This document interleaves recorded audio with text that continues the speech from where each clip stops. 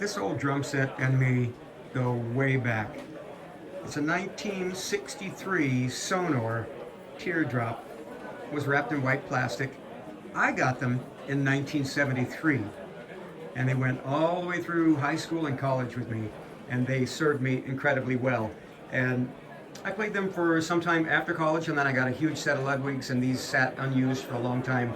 But I brought them back out of hibernation. The plastic wrap was, they were wrapped in a swirly white plastic, thoroughly unremarkable. And I noticed that the plastic was starting to harden and flake off. And so I peeked underneath the plastic, and this is what's underneath. And as far as I can tell, these are beech wood. You can see they're full of unused holes. This was the cymbal mount. It had this spindly little cheesy cymbal mount. And the wood grain is absolutely amazing. You can see they're full of divots because I started using them again. They became my primary drum set when I learned that my Ludwig Centennials were horrendously delaminated. I kind of semi-retired them, repaired them. So I finished these, and I stained and finished them, decided I liked the wood grain. I just recently have made a few more improvements, but over the years, I added some decent spurs. The original spurs used to be way back here, so the bass drum kind of teetered on the spurs. Not an acceptable situation. I tried a rims mount, an isolation mount on the small tom. It didn't work very well.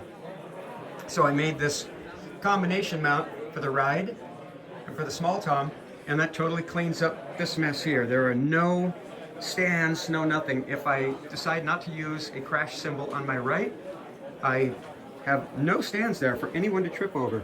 If you really tried, you could trip over bass drum spur, but you would have to really work at it.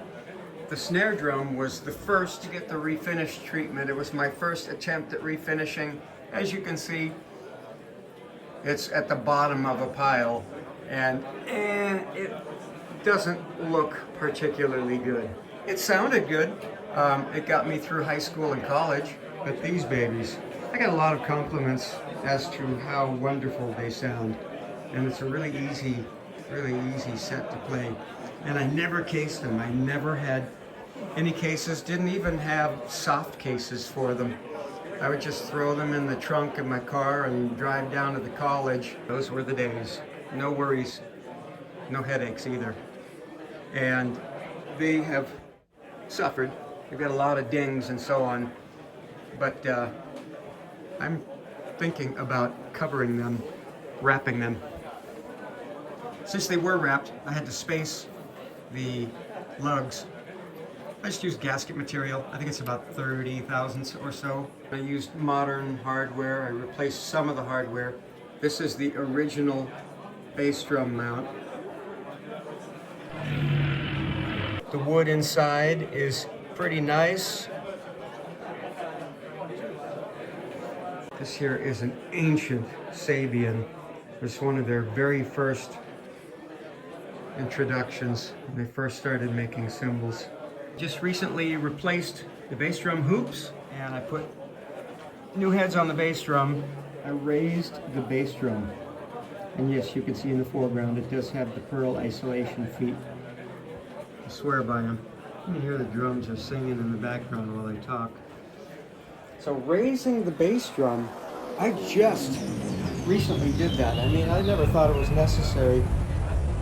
I never thought it was necessary with a 20-inch bass drum. This is a 14 by 20 inches in diameter.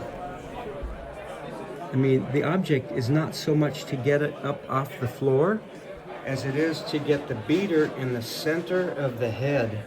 Because with my old head and with the bass drum on the ground, the beater was hitting way up here, so I'd have to retract the beaters, and that really didn't feel good.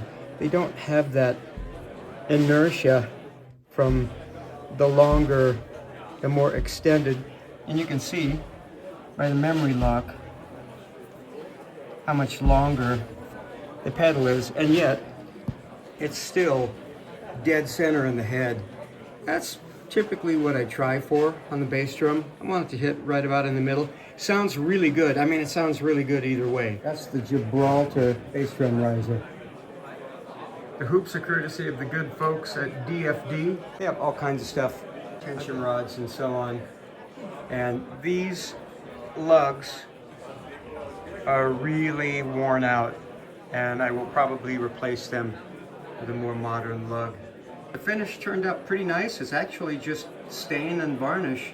I spent a lot of time sanding them, a lot of sanding sealer, a lot of varnish. But that floor tom, that is really, I don't know about you, but that wood grain is, I think that wood grain is absolutely spectacular. The Ludwig delaminated Centennials. So how does it sound?